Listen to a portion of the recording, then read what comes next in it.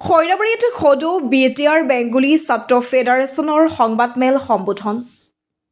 সদৌ বিটিআৰ বেংগলী যুৱ ছাত্ৰ ফেডাৰেশ্যনৰ ওদালগুৰি জিলা আৰু খৈৰাবাৰী আঞ্চলিক বেংগলী যুৱ ছাত্ৰ ফেডাৰেশ্যনৰ যৌথ উদ্যোগত খৈৰাবাৰী গুৰিহাটী ৰাস মন্দিৰ প্ৰাংগণত 10 আৰু 11 জানুৱাৰীত অনুষ্ঠিত হ'ব লগা দ্বাদশ দ্বিবাৰ্ষিক অধিৱেশনৰ সম্পৰ্কে উদযাপন সমিতিৰ বিষয়ববীয়াৰ সংবাদমেল সম্বোধন। সংবাদমেল সম্বোধন অনুষ্ঠানত উদযাপন সমিতিৰ সভাপতি জগদীশ চৰকাৰ, ওদালগুৰি জিলাৰ বেংগলী ছাত্ৰ ফেডাৰেশ্যনৰ সভাপতি শংকৰ দাস, উপদেষ্টা সঞ্জয় দাস, চঞ্চল দেৱনাথ, দীপক দাস, সুমন কুমাৰ চক্ৰৱৰ্তীৰ লগতে বহুকেইগৰাকী বিশিষ্ট ব্যক্তি উপস্থিত থাকে। প্ৰথমতে আপোনালোকৰ চেনেলৰ মাধ্যমেদি সকলোকে ধন্যবাদ জনাইছোঁ। আমাৰ ওদালগুৰি জিলা BTC বঙালী যুৱ ছাত্ৰ ফেডাৰেশ্যন আৰু খৈৰাবাৰী আঞ্চলিক কমিটিৰ আহি থকা জানুৱাৰীৰ 10 আৰু 11 তাৰিখে দ্বাদশ দ্বিবাৰ্ষিক অধিৱেশন অনুষ্ঠিত হ'ব। সেই সম্পৰ্কে আমি অঞ্চলবাসী ৰাইজৰ সহযোগিতা বিচাৰিছোঁ। ইতিমধ্যে ফেডাৰেশ্যনে আমাক বনাই দিয়া committee RC committee as a সভাপতি হিচাপে ইতিমধ্যে আমাৰ RC কমিটিৰ নেতৃত্বত আমাৰ জিলাত থকা প্ৰায় 9টা আঞ্চলিক কমিটিত আমি অৰ্গেনাইজ কৰি থকা হৈছে আৰু ৰাইজৰ ওচৰতো আমি ইতিমধ্যে গৈছোঁ।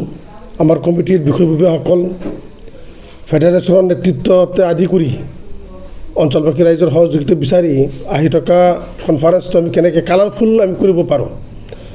বিশেষকৈ আমাৰ 2 দিনীয়া যে কাৰ্যসূচী, প্ৰথম দিনৰ কাৰ্যসূচী পতাকা উত্তোলন, শ্বহীদ বেদীত মাল্য অৰ্পণ ইত্যাদি ইত্যাদি, লগতে এইবাৰ আমি কিছু অকণমান ব্যতিক্ৰমী অনুষ্ঠান এই অধিৱেশনত ৰাখিবৰ কাৰণে যত্ন কৰিছোঁ। যেনেকৈ ধৰক এক্সিবিশ্যন, লগতে আমাৰ জুবিন গাৰ্গৰ প্ৰতি সন্মান জনাই আমি অনুষ্ঠান, লগতে 11 তাৰিখে সাংস্কৃতিক শোভাযাত্ৰা আৰু মুকলি সভাৰ কাৰণে ইতিমধ্যে BTC প্ৰধান তেখেতক মুখ্য অতিথি হিচাপে অসমৰ জনস্বাস্থ্য কাৰিকৰী বিভাগৰ মন্ত্ৰী জয়ন্তমল্ল বৰুৱা, আমাৰ স্থানীয় সাংসদ, স্থানীয় বিধায়ক প্ৰমুখ্যে আমাৰ অঞ্চলৰ প্ৰতিনিধিসকল আৰু বিভিন্ন জাতীয় সংগঠনৰ নেতৃত্বক আমন্ত্ৰণ কৰি বিশেষকৈ BTC অঞ্চলত বসবাস কৰা আমাৰ যিসকল বঙালী জনগোষ্ঠীয় ৰাইজ বসবাস কৰে, আমাৰ স্বাধীনতাৰ দিনৰ পৰা যিবিলাক সমস্যা আমি জৰ্জৰিত হৈ আছোঁ, ভাৰাক্ৰান্ত হৈ আছোঁ, তেনেধৰণৰ আলোচনাবিলাক আমাৰ এইবাৰ অধিৱেশনত আমাৰ যে ডেলিগেট ছেশ্যন হ'ব আমি তাত কথা পাতিম আৰু মুকলি সভাতো এই কথাবিলাক আমি উপস্থাপন কৰিবৰ কাৰণে যত্ন কৰিম। বিশেষকৈ আমি লাঞ্ছিত বঞ্চিত এটা জনগোষ্ঠী হিচাপে আমাৰ যিসমূহ সমস্যাসমূহ কেনেকৈ সমাধান কৰিব পাৰি। ইতিমধ্যে আপোনালোকে গম পায় যে 2026 এপ্ৰিল বা মাৰ্চ মাহত অসমৰ সাধাৰণ নিৰ্বাচন অনুষ্ঠিত হ'ব।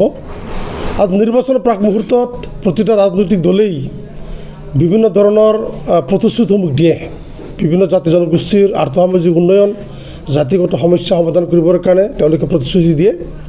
কিন্তু আমাৰ জাতিটোৰ হৈ আজিলৈকে কোনো এটা চৰকাৰে বা কোনো এটা দলেই কোনো পদক্ষেপ লোৱাটো পৰিলক্ষিত হোৱা নাই।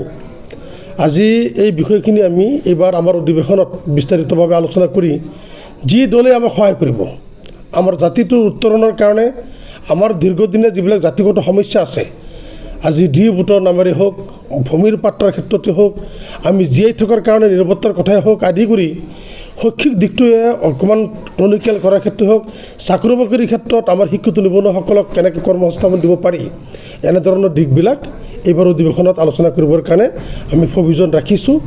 আৰু নিশ্চিতভাৱে এইবাৰ বঙালী যুৱ ছাত্ৰ ফেডাৰেশ্যনে আমাৰ সমস্যাসমূহ আমি ৰাইজৰ সহযোগিতাত চৰকাৰৰ ওচৰত উপস্থাপন কৰাৰ কাৰণে আমাৰ এইটো এটা মাধ্যম যে জাতীয় সংগঠনৰ অধিৱেশন অনুষ্ঠিত হ'ব। এই অধিৱেশনৰ যোগেদি আমি আহি থকা নিৰ্বাচনত এটা কণ্ডিশ্যন দি যি দলে আমাৰ সমস্যাক অগ্ৰাধিকাৰ দিব সমাধান কৰাৰ ক্ষেত্ৰত, আমি তেনেকুৱা দলবিলাকে সহায় কৰি এইবাৰ আহি থকা সময়ত নিৰ্বাচনৰ যুঁজতো আমি অৱতীৰ্ণ হোৱাৰ কাৰণে পৰিকল্পনা যুগুত কৰিছোঁ। এতিয়া মই আপোনালোকৰ চেনেলৰ মাধ্যমেৰে খৈৰাবাৰী অঞ্চলৰ লগতে আমাৰ জিলাখনত থকা সিঁচৰিত হৈ থকা বঙালী জনগোষ্ঠীৰ ৰাইজৰ সহযোগিতা বিচাৰিছোঁ। অৰ্থনীতিৰ বাবে হওক আৰু সভাখনত শাৰীৰিকভাৱে উপস্থিত হৈ সাৱলম্বিত কৰাৰ কাৰণে মই অনুৰোধ জনাইছোঁ।